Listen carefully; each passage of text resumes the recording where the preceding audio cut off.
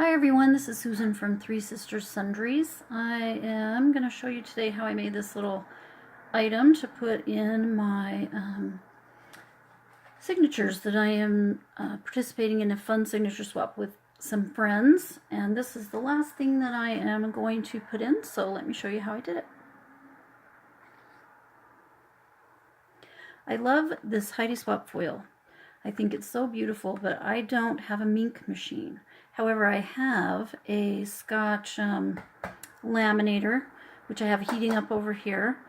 I love this stamp, and I could not figure out how I was going to use it in the signature, and I just gave up on the idea until I had this brilliant plan to stamp it and foil it.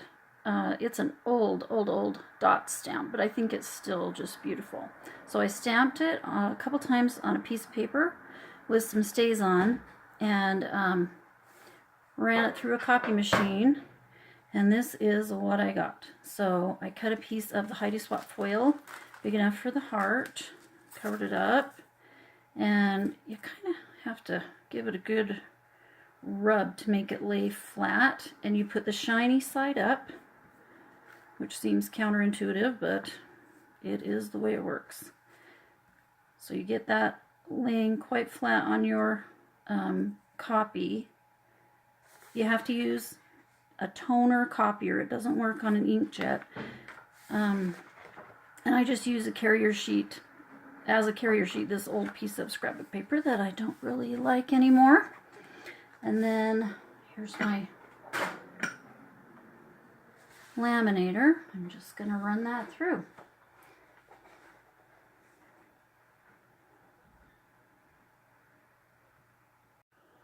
Alright, so that is finished laminating. Get that out of the way and turn it off. Now, this is always the exciting part when you pull your item out of the carrier sheet. I kind of rubbed it a little bit to just make sure that everything was adhering properly. And because this is just a line, kind of a line drawing, you don't really see a ton of the foil, but as you pull it up, you can see the negative image on the back of the foil. That way you know that it worked. And if you can see how that catches the light, it's super pretty. Okay, so then the next step for me was to fussy cut around the heart. So I like to take off the big giant hunks. And then just do some fussy cutting. Doesn't take long because it's a pretty small image, but I won't make you watch it.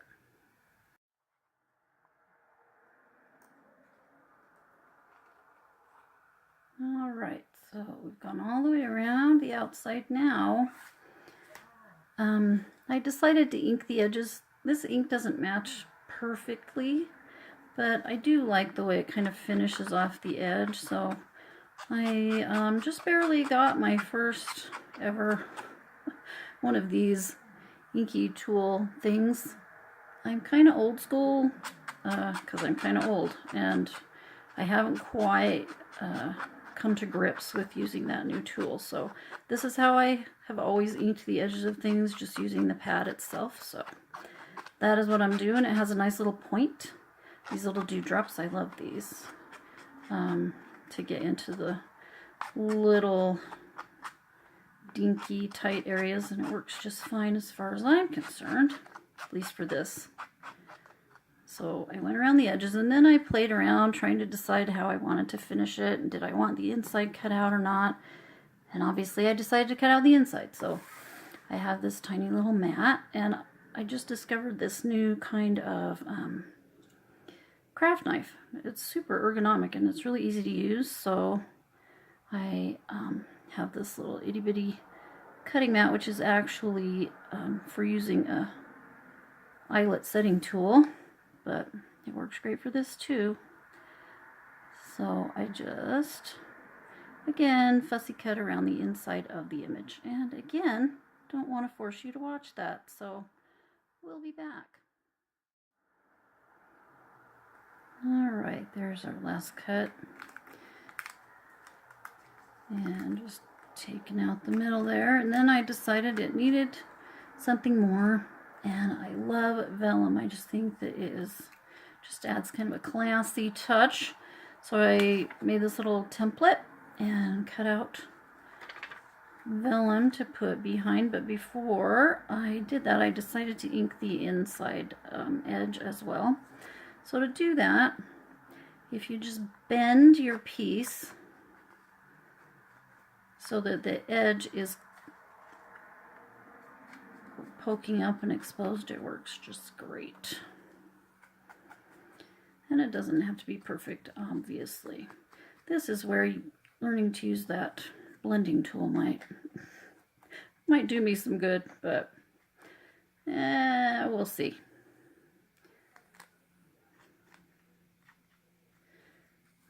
So there we go, just a little bit on the inside.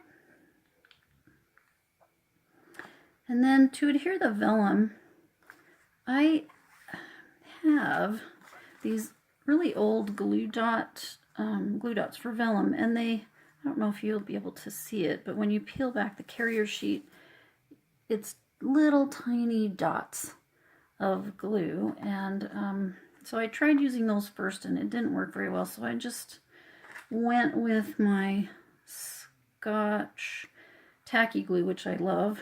It's great. My sister introduced it to me and it is my favorite. So I know it's going to leave little spots that will show, but I'm just going to use a few dots here and there. So I'll put one at the point of the heart, and then these kind of just a little bit around the edges. I love this glue because it dries so fast, which can be a bad thing sometimes depending on your situation, but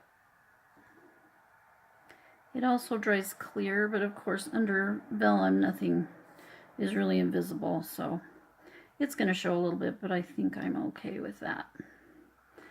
So there you go.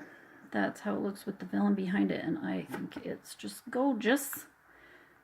I don't know if it shows up very well on camera, but I just think it looks really pretty. So with the vellum that I used, it was actually a kit for make your own wedding invitations that I found at a thrift store, and it came with this pretty organza ribbon. So I just cut a little piece. Of course I played around with it forever trying to figure out how long I wanted it to be, and just decided that it would be best if it was short so it would fit better in the book, or the signature rather. So just cut a wee bit of that off to put behind, and then again trying to decide what to use to hold it, and just finally settled on glue dots. They really are one of the greatest creations of the craft world, in my opinion. So I used one glue dot to hold the fold together, and then another to put on to stick it to the back of the heart. And it comes through the ribbon a little bit because it's really sheer. So I just go like this on my shirt, and that way it picks up a little bit of lint and makes it not sticky anymore. So that is that. That part's done. Now let me flip through this signature. I'll put it in its spot where I plan to stick it, but first I'll show you the signature. So the cover is some scrapbook paper. This is a little paper clip, and it is holding down this little flip out. I made these little tags. I got this cool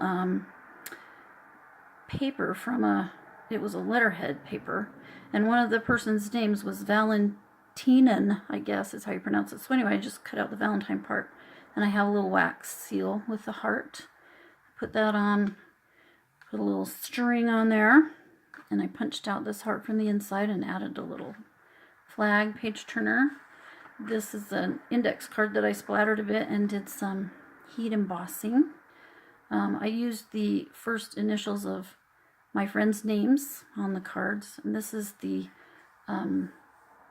part of this same letterhead. It was a grid. It's really cool.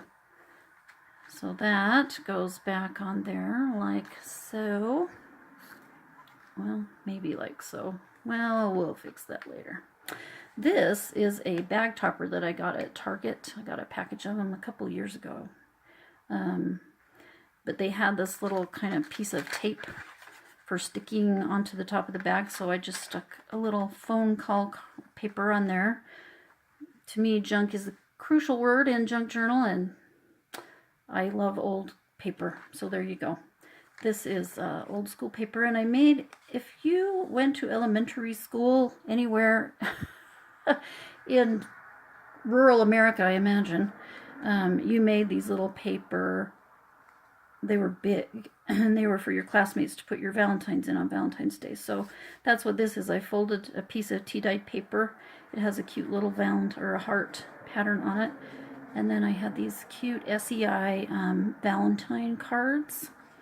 Put one of those in, tea-dyed some tickets, and this I fussy cut, well, I sort of did, and then punched it from a graphic 45 paper set. Then here are actually some bare spaces to do some writing. This is tea-dyed paper that I just splattered with some Heidi Swapp Color Shine. Pink, of course. I folded it over and stitched around and made this little pocket. This is fabric tape. It's super cute. I love it. And then this is a French vocabulary card. Avoir été aimé, to have been loved. And this is where I'm going to stick this cute little thing. I don't know what you would call it, but it's pretty to look at. And this is a part of a vintage table decoration. It's a big circle of papers that you set on the table, and so I just cut two of them out of the round to put in the signature. Ledger paper, I love ledger paper, and I liked this one because it had this bright pink line. And a doily, because I love doilies as well. This is a little piece of lace for a little page turner. I copied the first page of Romeo and Juliet and tea-dyed it from my Shakespeare book. This is a wedding photo print order form. I did a bit of edging, punched the edges a bit. This is a CD envelope, and to make it fit in the signature, I had to trim it down quite a bit, but I taped up the edges with some more cloth, pretty cloth tape. It flips down, and then this is scrapbook paper lining the back, and then I put in these little books. They're kind of fat, and I guess the ladies can take these out if they want to, but they're little tiny scrapbooks, and I think they're so cute. And I put these little freckled fawn cork hearts in the little window because I thought that was so cute.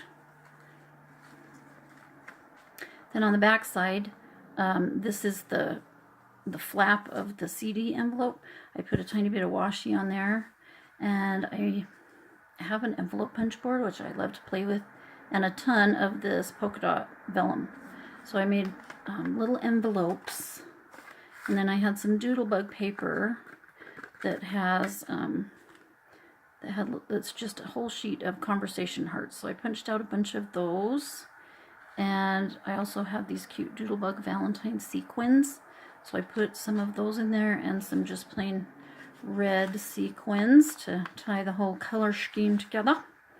And here's the rest of that page. I missed it didn't go quite far enough to have that line about biting your thumb, which I love, but oh well. I added this super cute yellow, it's fabric trim with this teeny weeny yellow rickrack and kind of a hardanger embroidery design. I just think it's adorable, and just made a little collage here. It's kind of holding the tickets, a bit of a tuck spot. It kind of holds down the other side of that doily. More of the ledger paper in the back side of the table decoration. And this is on this side of this paper clip is this is a Making Memories tear out note from a little booklet of cute papers. And then on the other side, this is a freckled fawn arrow paper clip. And this, I feel, is the pièce de résistance. It is a tag I made, and I first cut it out of this gorgeous scrapbook paper, and then ran it through my die cutting machine with an embossing die, and added some lace. I sewed some tea-dyed paper to the back to give it some stability. I made a little dangle with these gorgeous beads, and I stamped this little jewelry tag and attached it with this garment pin. And I love this gray ribbon. It kind of has that floppy, pretty, Victorian-y kind of feel. Love it. And the back of that kid's writing paper. I was trying to bring in a bit of yellow because the little Valentine from SEI had yellow in it. So I added a tiny piece of yellow ribbon with a little daisy, and this is a little heart pin. And then the back side of the topper with another phone message note. And then I made, I didn't make them. I had a package of these cute little library pockets. Everybody got a different one. And a little pebbles tag. I added a sticker and a little bit of trim to the top. And then this is another piece of the Graphic 45 cut aparts. And this is such cute trim also. It has like a little kind of like gimp detail here, and then this adorable rickrack. And that is it. So I really hope my friends like these signatures, and I hope you do too. Thanks for watching. See you kids later.